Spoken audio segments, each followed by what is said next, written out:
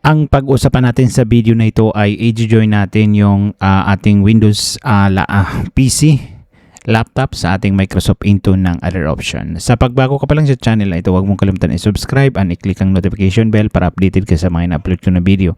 So meron akong Windows 10 dito na i-join natin sa ating Microsoft Intune. Na-close. So, kailangan nating open, connect natin. Then, ang gagamitin ko na account ay si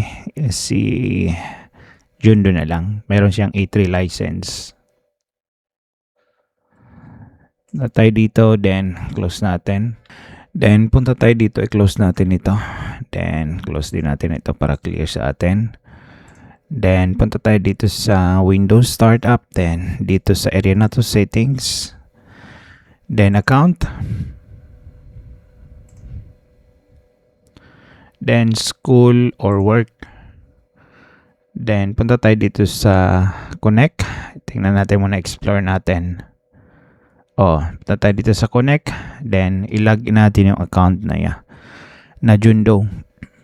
Iyan. Meron tayong actually option dito na join device to active local directory or join this to Microsoft Entra. So ito yung natin, i-click natin yung Entra. So ang email na yun, jundo@.com.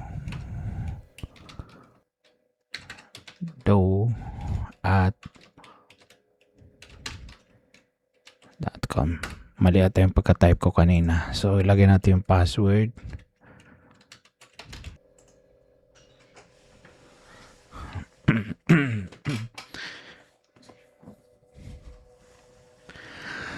So ito guys, tama yung password na na-enter ko. So please wait. Sabi niya, so join natin sa ating Active Direct Intune. Join. Then hintayin natin na mag-fully loaded. So yan guys, naka-join na ang ating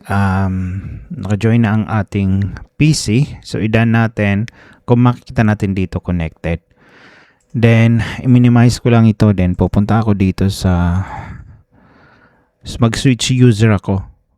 Kasi gusto ko i-fully join yung pag-visit natin muna, i-visit natin dito, makikita natin na naka-join yun. Punta tayo dito sa all admin. Dito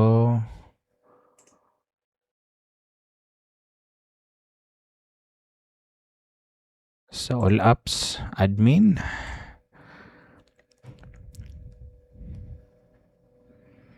bago nating i-check, then makikita natin dito yung all admin actually sa intune.microsoft.com.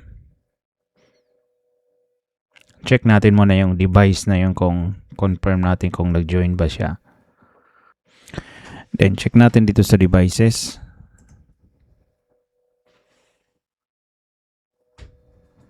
Sa Windows devices. Then hanapin natin dito yung user na Jundo.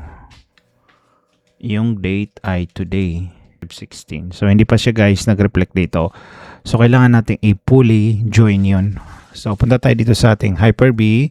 Then mag-switch account ako. Kanina walang option na switch account. So other user, then lagyan natin dito yung account na Jundo. At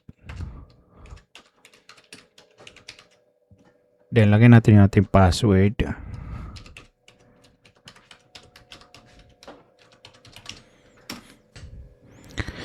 So yan guys, joining na yung ating PC. So hintayin natin na mag-load, na mag-create ng ating profile. So ito guys, nag-load na yung ating naka-sign in na tayo. So pag nagpunta tayo sa about, so check natin dito sa about this PC. Then dapat ang makikita natin yung desktop, yung may T27. Actually guys, nandito na siya sa 9 devices. Nandito ata sa baba. Kasi alam ko 8 devices lang yung nakaano dito. naka-register dito. So, liitan ko lang yung screen ko.